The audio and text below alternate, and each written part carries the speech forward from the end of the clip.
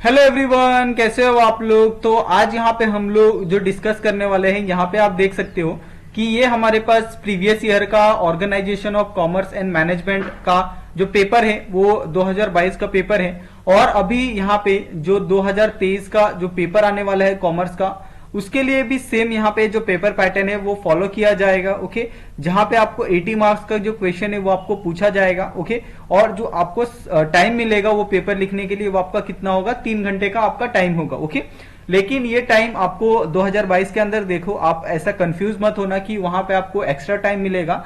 तो यहाँ पे आपको एक्स्ट्रा टाइम मिलेगा, लेकिन ऐसा बिल्कुल नहीं है, क्योंकि उस टाइम जो सिचुएशन थी वो कोविड की सिचुएशन थी, जिसके कारण जितने भी बच्चे थे उनको क्वेश्चन बैंक भी हो गया और साथ में एक्स्ट्रा टाइम हो गया, ये सारी चीजें उनको मिली थी। ओके, लेकिन इस बार आपको ऐसा बिल्कुल भी नहीं है, आपको सेम 3 घंटे का टाइम मिलेगा और 80 मार्क्स का जो पेपर है वो कवर करने के लिए आपको दिया जाएगा। ओके, उसके बाद अगर यहाँ पे आप देखो तो यहाँ पे आपको कुछ प्रिकॉशन दिए गए हैं, यानी आपको क्या क्या चीजें आपको फॉलो करनी है। ओके, यहाँ पे आप देखो तो इस तरीके से आपको टोटल जो क्वेश्चन पेपर है 5 टाइप के जो क्वेश्चन आते हैं वो आपको दिए जाते हैं। पहले यहाँ पे अगर आप क्वेश्चन आपको 20 मार्क्स के लिए है। ओके, जिसके अंदर क्वेश्चन नंबर 1 के अंदर ए है, वो आपको select the correct option and rewrite the sentence आएगा क्वेश्चन 1 में, जिसमें आपको एमसीक्यू टाइप क्वेश्चन आएंगे। ओके, उसी तरीके से यहाँ पे आपको जो बी वाला क्वेश्चन है, बी वाले क्वेश्चन में आप देखो तो यहाँ पे आपको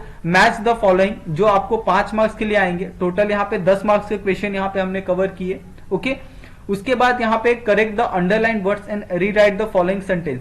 तो ये बहुत ही सिंपल सा क्वेश्चन है, आपको सिर्फ क्या करना है, जो भी आपके सेंटेंस दिए हैं उसको आपको देखना है कि वो करेक्ट है या नहीं है। ओके, आपको सिर्फ उसको करेक्ट करना है और आपको वापस उसको लिखना है। ओके, तो ये आपके कितने हो गए, 5 मार्क्स के लिए हो गए। और बाकी के जो 5 मार्क्स है यहाँ पे arrange in the proper order, यानी आपको एक यहाँ पे प्रॉपर ऑर्डर में नहीं दिया होगा, आपको सिर्फ क्या करना होगा, यहाँ पे प्रॉपर ऑर्डर में अरेंज करना होगा और इसके लिए आपको 5 मार्क्स दिए जाएंगे। ओके, तो यहाँ पे क्वेश्चन नंबर 1 के अंदर अगर आप देखो तो ए बी सी डी और इस तरीके से यहाँ पे अगर ये सबको मिला दिया जाए तो इस तरीके से यहाँ पे ये 20 मार्क्स के जो क्वेश्चन है यहाँ पे बनते हैं। ओके, उसी तरीके से यहाँ पे अगर आप क्वेश्चन नंबर 2 देखो तो ये सिंपली आपको 8 मार्क्स के लिए क्वेश्चन आने वाला है। ओके, जिसके अंदर आप देखो तो कॉन्सेप्ट आपको पूछा है अलग अलग, यहाँ पे आपको 6 कॉन्सेप्ट दिए हैं, 6 के 6 को आपको क्या करना है, डेफिनेशन है वो आपको लिखना है यहाँ पे।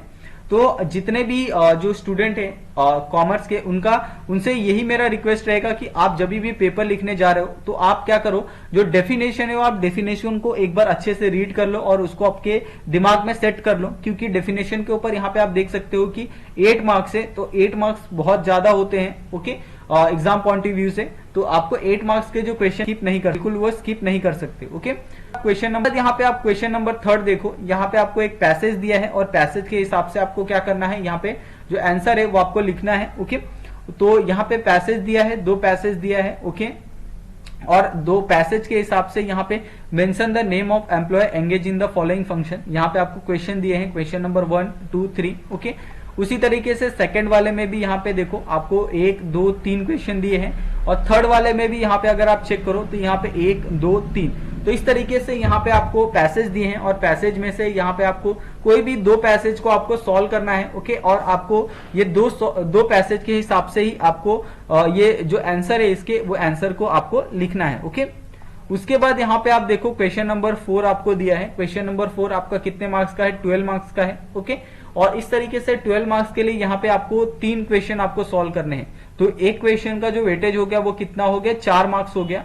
तो ये आप ध्यान रखो, 4 मार्क्स के क्वेश्चन है, तो आप इसके अंदर बिल्कुल भी काटाकुटी नहीं कर सकते, बिल्कुल भी आप इस चीज को स्किप नहीं कर सकते, क्योंकि ये जो क्वेश्चन है वो आपके 12 मार्क्स के हैं। ओके, उसके बाद क्वेश्चन नंबर 5 यहाँ पे आप देखो आंसर इन ब्रीफ, तो क्या क्या चीजें आपको पढ़नी ये आप ध्यान रख लो। ओके, आंसर इन ब्रीफ ये आपको करना है, ये आपको 8 मार्क्स के लिए आता है। Okay, justify the following statement, आपको जस्टिफाई करने के लिए आ सकता है स्टेटमेंट, कि ये स्टेटमेंट को आपको बताना है कि ऐसा क्यों लिखा गया है और क्यों ये ऐसा ही होना चाहिए, ये आपको जस्टिफाई करना है, जिसके लिए आपको टोटल 8 मार्क्स यहाँ पे दिए जा रहे हैं। ओके, उसके बाद यहाँ पे आप क्वेश्चन नंबर 7 यहाँ पे चेक करो, तो क्वेश्चन नंबर 7 के लिए अटेम्प्ट द फॉलोइंग। ओके, जिसके लिए यहाँ पे आपको 10 मार्क्स दिए जाएंगे और एक क्वेश्चन का वेटेज होगा 5 मार्क्स। ओके, तो ये क्वेश्चन के जो वेटेज है वो बहुत ज्यादा है, तो आप ये क्वेश्चन के वेटेज को आपको ध्यान में रख के ही आपका जो आंसर है उसको आपको लिखना है। ओके, उसके बाद यहाँ पे अगर आप चेक करो तो क्वेश्चन नंबर जो 8 है, ओके, तो क्वेश्चन नंबर 8 में 8 मार्क्स का क्वेश्चन है, यानी एक क्वेश्चन का वेटेज कितना है 8 मार्क्स है। तो आप सोच सकते हो 8 मार्क्स क्वेश्चन के लिए आपको कम से कम 1.5 पेज तो आपको लिखना ही पड़ेगा, तभी आपको 8 मार्क्स मिलने की जो चांसेस है वो बढ़ जाएंगे। ओके, तो यहाँ पे आपने देखा कि क्वेश्चन नंबर 1 से लेके 8 तक थे और इसके अंदर 80 मार्क्स के क्वेश्चन को हमने कवर किया है। ओके, जिसमें आप चेक कर सकते हो कि आपके कौन कैसे कैसे टाइप के जो क्वेश्चन है वो आते हैं।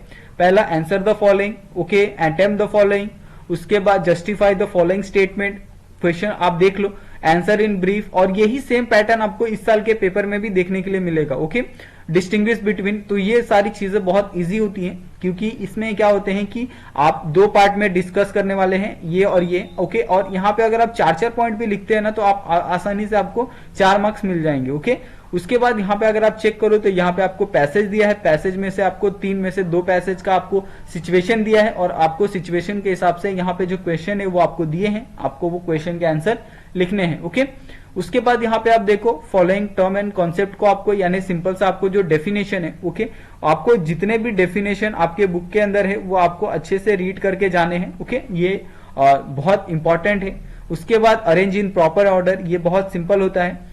Correct the underline word and rewrite the following sentence, आपको ऑलरेडी अंडरलाइन दिया रहेगा, आपको क्या करना है, सिंपली वहां पे आपको उसको करेक्ट करना है और आपको वापस उस चीज को लिखना है।